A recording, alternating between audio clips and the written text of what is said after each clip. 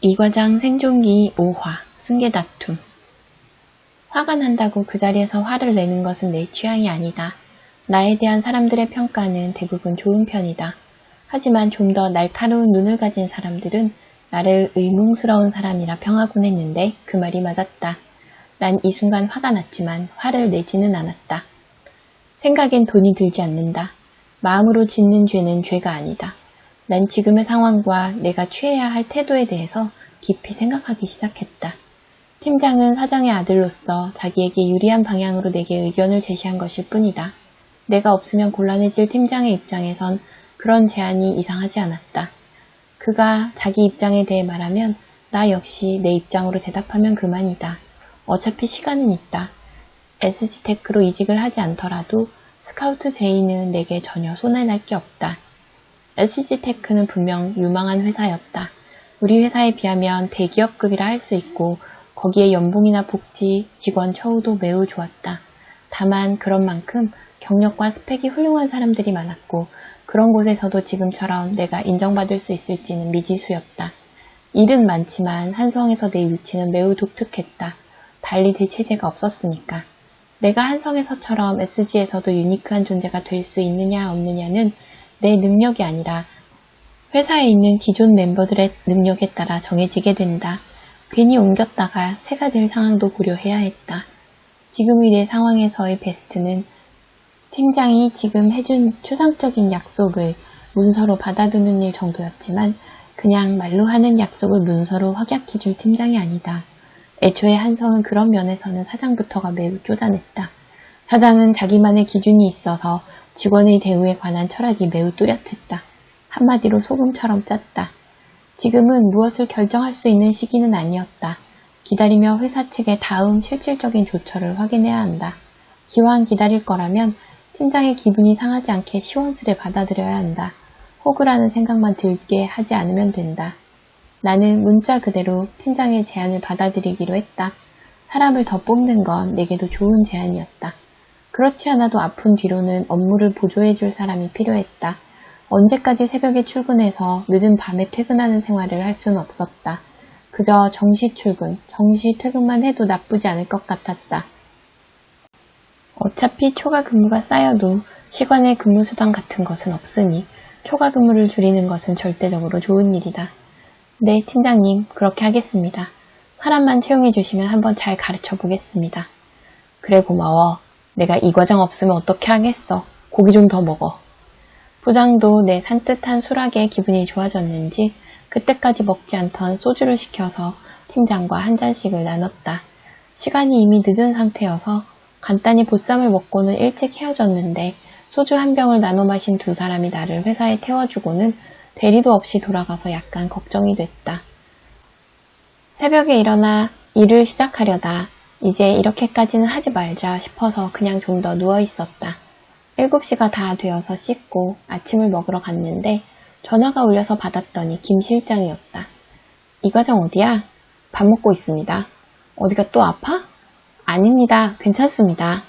아, 나는 늘 새벽에 오던 이 과장이 일한다는 카톡 메시지가 없어서 어디 아픈가 했지. 아닙니다. 그냥 좀 피곤해서 잠을 더 잤습니다. 어제 김 부장이랑 김 팀장이랑 술 많이 시켰어? 아니요. 저녁만 먹었습니다. 소주 한 병 시켜서 두 분이 나눠 마셨고요. 일찍 파했습니다. 1시간 정도 먹었나 그랬을 겁니다. 김 팀장 말이야. 음주 단속에 걸렸어. 면허 정지를 받았나 봐. 네? 어쩐지 약간 불안하다 싶더라니. 사무실로 돌아와서 오늘 할 일을 다이어리를 보면서 정리하고 있다가 갑자기 한 가지 사실을 깨닫고는 피실피실 허탈감에 웃고 말았다. 내가 정시 출근을 한 것이 김 실장이 보기에는 아픈가 생각할 정도로 나의 새벽 출근이 당연시 되고 있다는 사실에 어이가 없었다.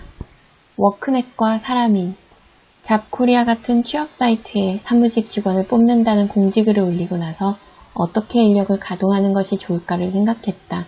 방경주를 다시 데려와서 키우는 게 나을까? 아니면 새 직원을 뽑아서 업무를 가르치는 게 나을까? 양쪽 다 장단점이 있었다. 방경주는 확실한 내 사람이었고 업무 이해도도 그럭저럭 좋은 편이다.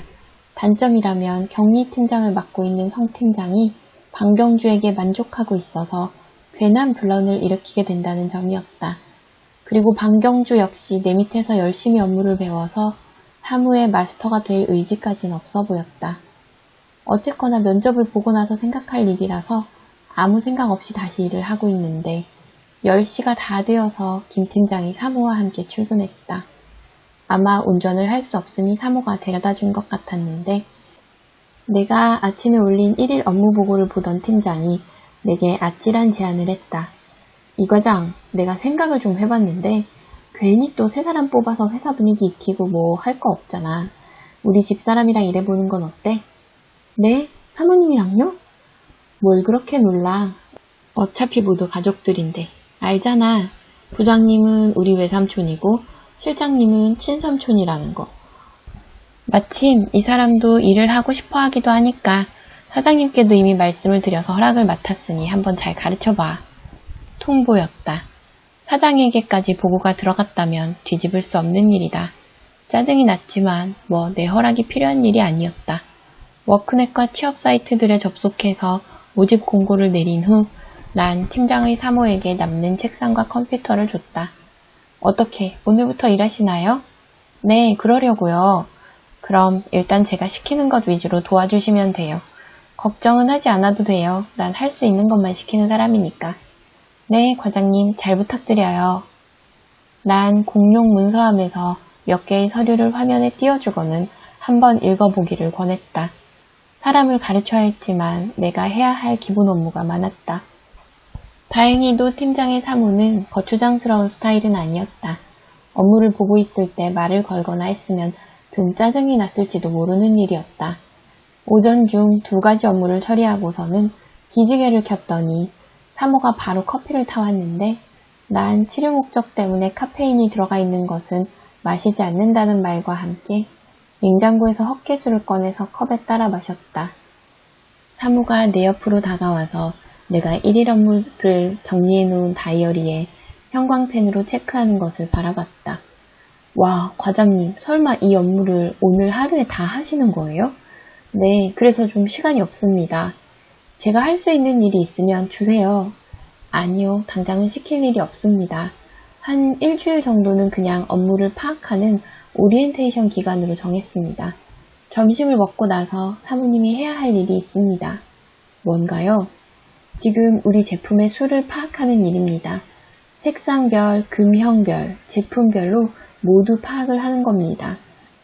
실 재고를 파악하는 것이 오늘 사모님이 해야 하는 일입니다. 재고 파악이 되어 있지 않나요?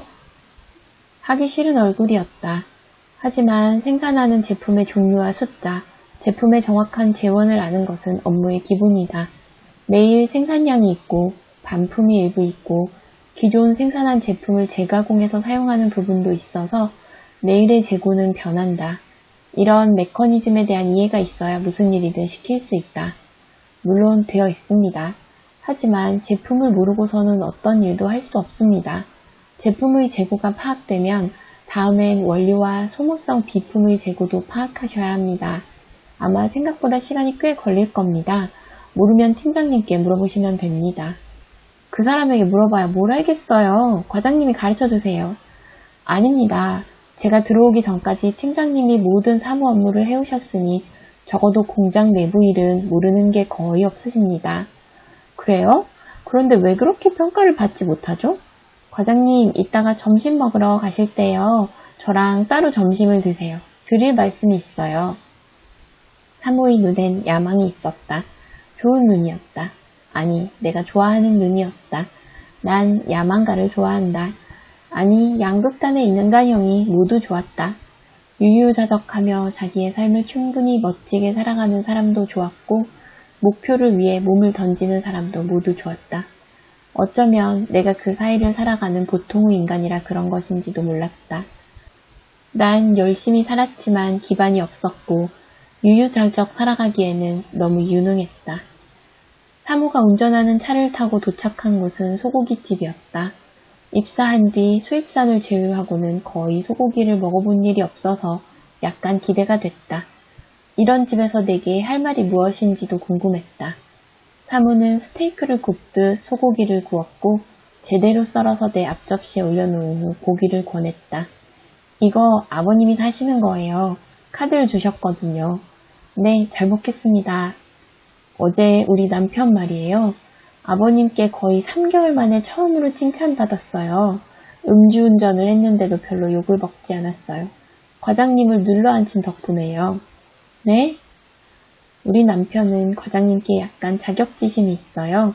과장님이 자기를 무시한다고 생각해요. 그럴 리 없을 텐데도요.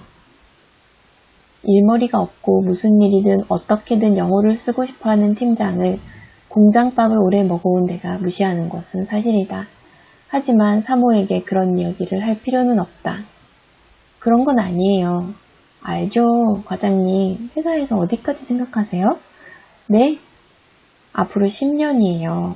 10년 정도 지나면 아버님이 은퇴하실 거예요. 그리고 그때까지 회사에 남으시면 아마 과장님의 선택에 따라 회사의 다음 포스트가 정해질 거예요. 적어도 전 그렇게 생각해요. 실장님인 삼촌도 우리 남편도 모두 조금씩 모자라요. 부장님은 말할 것도 없고요. 지금 회사에서 그 부족한 부분들을 모두 과장님이 채우고 있어요. 그건 역시 사실이지만 가족 회사에서 가족이 아닌 직원은 언제든 갈아치울 수 있는 부속에 불과하다. 지금이야 내가 필요하지만 만약 내가 업무의 체계를 완성하고 지금 가르치고 있는 팀장의 사모가 그 모든 업무에 익숙해지면 내게 주는 월급이 아까워질 수도 있다. 이 회사에 남아 계속 방귀를 뀌려면 내가 하는 일을 사모가 모두 다 할 수 있게 해선 안 된다. 일단 얼굴을 바꿨다. 비싼 밥을 먹고 나쁜 소리를 할 필요는 없다. 어차피 10년은 너무 긴 세월이다. 제가 팀장님을 도와드릴 일이 있을까요? 역시 과장님, 말이 잘 통하세요. 우리 남편을 도와주세요. 절대로 잊지 않을 거예요. 네, 할 수 있는 게 있다면 돕겠습니다. 어차피 실장님보다는 팀장님이 다음 때를 이어야 회사가 좀 더 개혁적인 방향으로 전진할 수 있다고 생각하기도 하니까요. 맞아요, 과장님. 저도 그래서 그래요. 언제까지 분유 뚜껑이나 만들고 있겠어요? 미친 여자다. 분유 뚜껑은 우리 회사 매출의 60% 이상이다. 원청업체인 N유업에서 분유 뚜껑 납품처를 다른 곳으로 바꾸기라도 하면 그 즉시 우리 회사는 망한다. 정말로 체할 것 같았다. 아직 결정이 까마득하게 남은 일을 벌써부터 준비하는 팀장의 사모가 뭔가 불편했다. 나를 주저앉혀서 칭찬을 받았다는 팀장의 말을 들어보면 사장도 내 존재를 크게 보고 있긴 했다. 윗사람에게 좋은 평가를 받는 것이 기분 나쁘지 않았지만 이 작은 회사가 그 과실을 누가 먹느냐로 갈라져서 싸우고 내가 필연적으로 그 틈바구니에 끼일 것이 예정돼 있다 생각하니 숨이 막혔다. 사모는 뭔가 어두운 얼굴로 고깃집을 나섰지만 마치 남편인 김 팀장처럼 일에 있어서 악착 같진 않았다. 처음 시킨 업무인 재고 파악을 모두 해내지 못한 것은 그렇다고 쳐도 5시가 되자마자 모임 핑계로 퇴근하는 사모에게 난 적잖이 실망했다. 팀장은 괜히 내게 와서 미안하다며 사과했지만 어차피 사모는 스페어였다. 사모가 아니더라도 난 이미 생산된 재고도 지금 생산하고 있는 수량도 모두 알고 있다. 앞으로도 계속 이럴 것 같아 속이 좀 깔깔했을 뿐 회사원이라면 참고 넘겨야 했다. 어쨌거나 사모는 사모였다. 오너의 며느리였고 이런 일을 하지 않아도 될 만큼 이미 충분히 부자였다.